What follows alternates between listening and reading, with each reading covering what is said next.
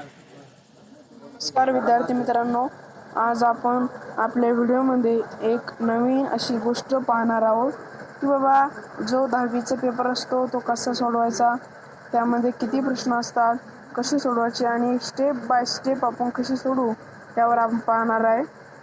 मग काय सांगितलेलं आहे, क्वेश्चन फर्स्ट ए मध्ये आपल्याला सांगितल्याप्रमाणे की choose the correct alternative from given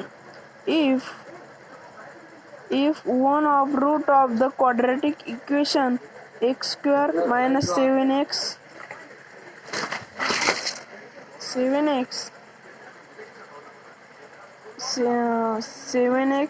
plus 12 is equal to, then k is equal to, म्हणजे आपल्याला इथे काय काढायचं, k ची व्हॅल्यू काढायची, k ची किंमत काढायची. तर आपल्याला इथे काय करायचं की x च्या जागी ही जी 3 आहे हे टाकायचे. मग k ची व्हॅल्यू आपण माहीत नाही म्हणून k धरली. k च्या नंतर जे मल्टिप्लिकेशनचं साइन असतं ते एक्स स्क्वेअर म्हणजे 3 चा स्क्वेअर असतो. त्यानंतर -7 मल्टिप्लाय हा जो 3 असतो तो आणि प्लस 12 इज इक्वल टू 0 अशा रीतीने. नंतर k मल्टिप्लाय 9 आणि 7 त्रिक 21 होते, प्लस हे 12 0. नंतर हे जे 9k होतात आणि 12 आणि 21 जर आपण याची ॲडिशन केली तर हे 1 आणि 2 3 2 आणि 3 आता इज इक्वल टू 0 होतात. आता पहा, बरेच मुलं यामध्ये कन्फ्यूज होतात आणि याचं हे उत्तर नसून हे प्लस हे मायनस आहे. त्याच्यामुळं हे 9k आणि प्लस मायनस हे मायनस होईल आणि 21 म्हणून 12 काढायचे तर आपल्याला 8 आणि 9 उत्तर येईल आणि आपले हे 9 इकडे जाईल.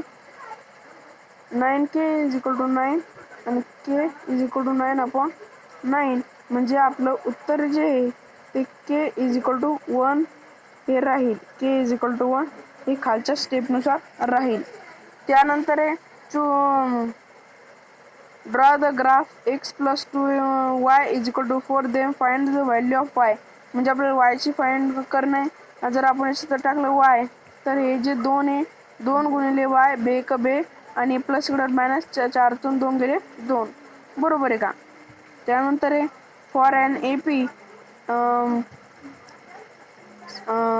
T7 is equal to 4, D is equal to -4, then A is equal to find करायचे A इज इक्वल टू किती असेल म्हणून.